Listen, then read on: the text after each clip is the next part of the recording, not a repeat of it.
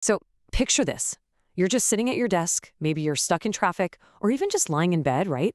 And then out of nowhere, bam!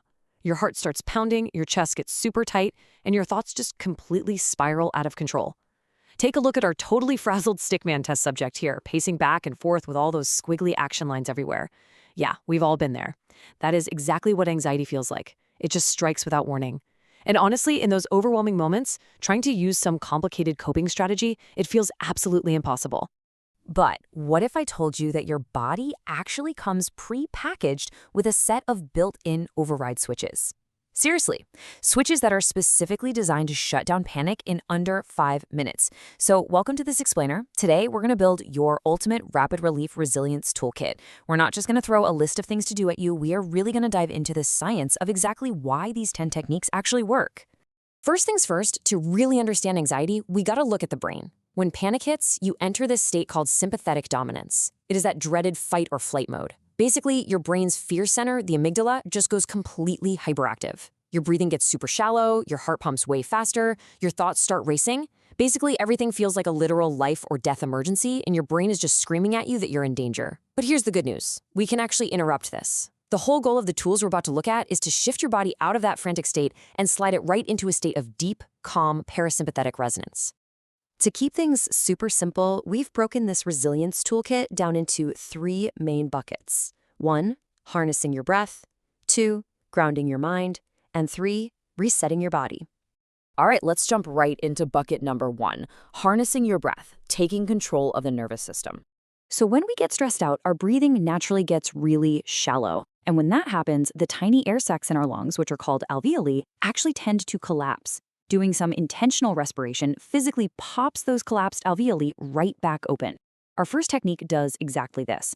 It was popularized by neuroscientist Andrew Huberman, and it's called the physiological sigh. It actually mimics a natural reflex your body does while you sleep. Let's literally do it together right now. Go ahead and take a deep inhale through your nose. Now take a second, really short sip of air to fully expand those lungs. And finally, exhale super slowly right through your mouth. That second, shorter breath, that's the secret weapon here. It mechanically pops open those collapsed air sacs, which lets your lungs offload carbon dioxide with maximum efficiency. In literally just 30 seconds, doing this sends a massive calming signal straight to your nervous system. Now, it's pretty wild how a really rigid structure can create such profound calm.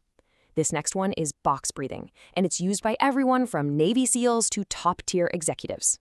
The science here relies on a super strict 1-to-1-to-1-to-1 ratio. Here is how it works. You inhale quietly through your nose for a count of 4.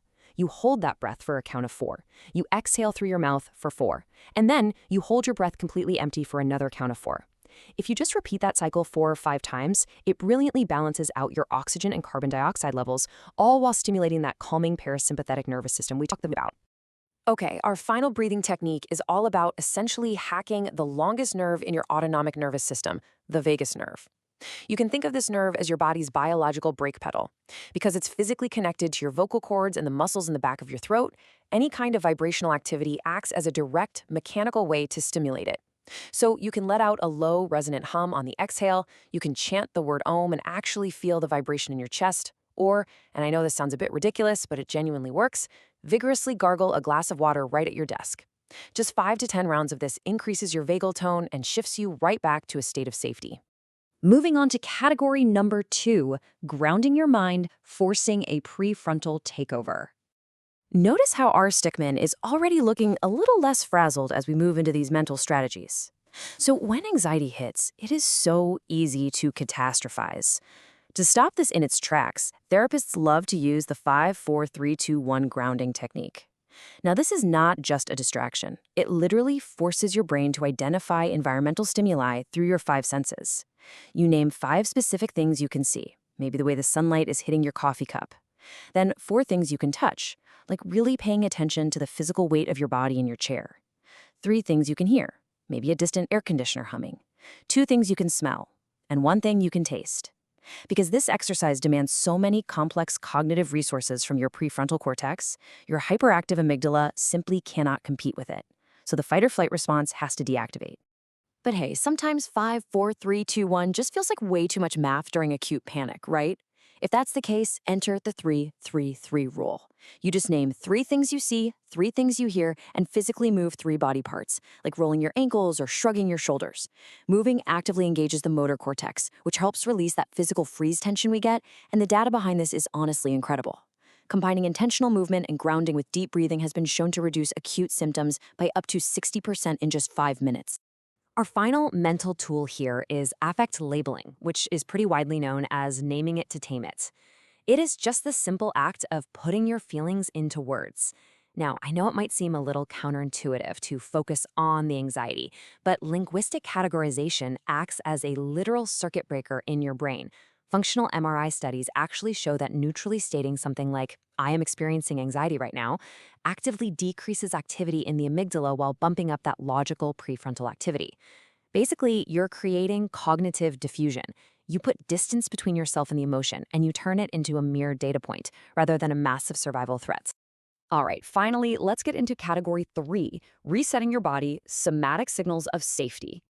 So anxiety very frequently shows up as physical tension, right? We just unconsciously brace for impact. This first biological hack releases that armoring, and I'm telling you, it feels almost like magic. It's called the mammalian dive reflex. When you submerge your face in cold water, specifically hitting around the eyes and cheekbones while holding your breath, your body initiates a rapid physiological reset that's designed to conserve oxygen. It triggers what's called peripheral vasoconstriction, pushing blood straight to your brain and heart. Remarkably, within just 30 seconds, this can drop your heart rate by up to 25%. So a bowl of ice water, or even just holding a bag of frozen peas to your face, can create profound physiological calm. Now, just a quick aside, if you do have a cardiac condition, definitely consult your doctor first before trying this one out. Next up is progressive muscle relaxation, or PMR. This one works through neuromuscular feedback loops. By intentionally tensing a muscle for maybe 5 to 10 seconds and then suddenly releasing it, your brain receives a somatic signal of slack and safety. You are literally informing the amygdala that your environment is no longer a threat. It's super easy. You start by tightly clenching your hands into fists and then unfurling them. You furrow your brow and clench your jaw, and then just let them soften. Lift your shoulders tightly up to your ears, hold it, and then let them melt all the way down. Finally, curl and release your toes. Even a quick 5-minute session of this significantly lowers your cortisol levels. Okay, next up we have EFT tapping. Now, I know it might look a little unconventional, but it brilliantly combines cognitive behavioral therapy with the somatic stimulation of acupressure points. And the data here is absolutely staggering. A randomized controlled trial actually found that a single hour of tapping resulted in a 24% reduction in cortisol levels. 24%. You just tap specific points on your face and collarbone while repeating a self-acceptance statement about your anxiety. This sends a really calming somatic signal to the brain, essentially retraining it to perceive this stressor as completely non-threatening. Building right on that physical connection, we have targeted acupressure. Derived from traditional Chinese medicine, these are 2 highly validated points that you can use right at your desk for immediate relief. First is yin tang. You just apply firm circular pressure directly between your eyebrows for 1 to 2 minutes. This physically stimulates the trigeminal nerve and rapidly reduces acute panic. The second point is PC6. Turn your hand palm up, measure 3 finger widths below the base of your wrist, and press firmly right in the hollow area between the tendons. This point is absolutely legendary for calming restless thoughts and really harmonizing a nervous, jittery stomach. Okay, let's pull all of this together. We started over in sympathetic dominance, right? Dealing with that hyperactive amygdala and all that awful muscle tension. But through our breath, our mind, and our body, we've actively shifted over to parasympathetic resonance. Just look at our stickman buddy now. He's successfully transitioned from a completely frazzled ball of stress into a state of relaxed, peaceful resonance. This is cognitive takeover and physical safety in action, folks. So, if there is one thing you take away from this explainer today, it should be this. Anxiety is a really complex phenomenon, but feeling anxious doesn't mean you are broken. Not at all. It simply means that your body's alarm system is just working a little too hard. The tools we explore today aren't just silly little tricks. They are scientifically backed, targeted maneuvers that are designed to restore your natural homeostasis. The real secret to success here is building out your own personalized resilience toolkit so that you can catch that anxiety early. The very next time you feel that awful tightness in your chest, I want you to remember that you have the power to reset your own nervous system. So I'm going to leave you with this final question to think about. Which of these tools are you going to add to your Rapid Relief Resilience Toolkit first? Try one out, take a nice deep breath, and remember to always be gentle with yourself.